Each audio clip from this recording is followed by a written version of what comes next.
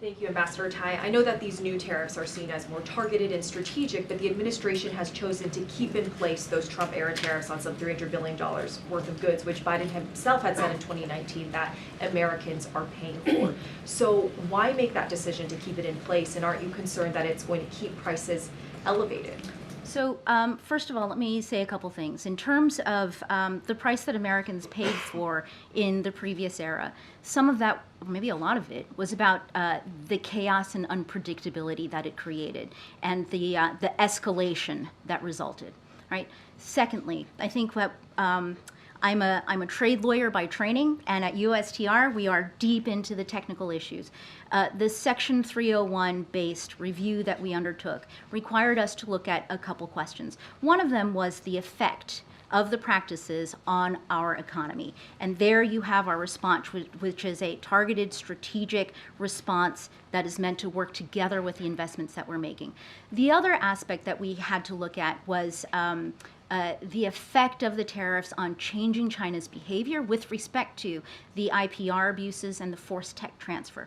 There, the findings in my report, which you can find on the USTR website right here, it's a serious report, is that not only have we not seen the problematic practices subside, in some areas we have seen them get worse. And in that light, there is actually no reason for us, no justification to relieving the tariff burdens on the trade with Beijing. And just quickly, what do you say to critics who say that by putting these high tariffs on Chinese EVs, you're leaving American consumers with fewer options, more expensive cars, as China is very far ahead in creating very cheap EV cars? I think what you have to do is remember and revisit the story and the show that we have been a part of for the last several decades, which is as you allow China to dominate the supply and the production in these industries, your choice is actually made for you.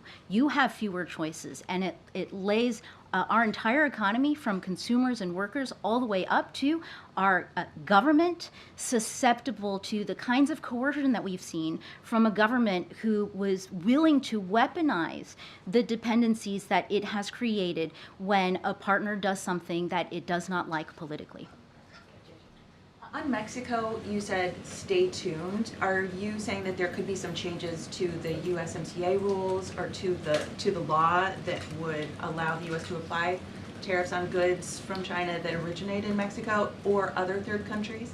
What I'm saying is the fact pattern that's developing is one that is of serious concern to us, and that at USTR we are looking at all of our tools to see how we can address the problem. Specifically from Mexico or from other third countries as well? I think just the general fact pattern. Is there anything else you can say to elaborate on the problem? Stay tuned. Okay.